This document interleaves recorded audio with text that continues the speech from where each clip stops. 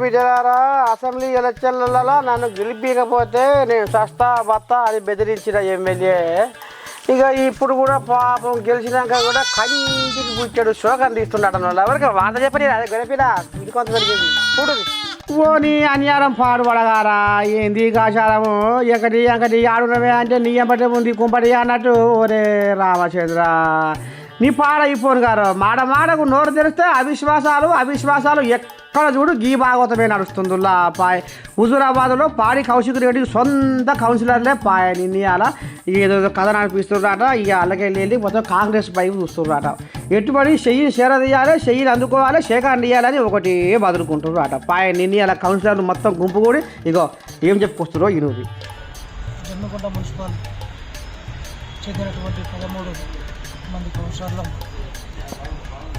రాజీనామా చేయడం జరిగింది. టీఆర్ఎస్ పార్టీకి రాజీనామా చేయడం జరిగింది.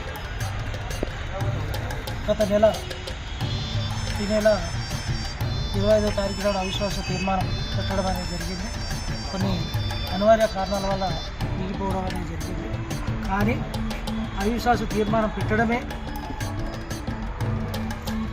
చైర్మన్ తక్కలపై రాజేశ్వరరావు గారి అవినీతి, మున్సిపాలిటీలో ఉన్నటువంటి అధిక నిధులు దుర్వినియోగం కావడం మూలంగా మేము అవిశ్వాస తీర్మానం పెట్టడం జరిగింది.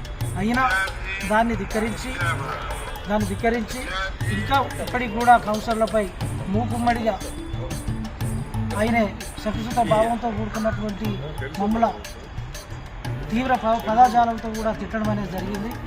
ఆ తీవ్రమైన పదజాలంతో తిట్టడం మూలంగా దాన్ని కౌశిక్ రెడ్డి కట్టడి చేస్తాడని అనుకొని 5 రోజులుగా మేము వేడి చేశాము.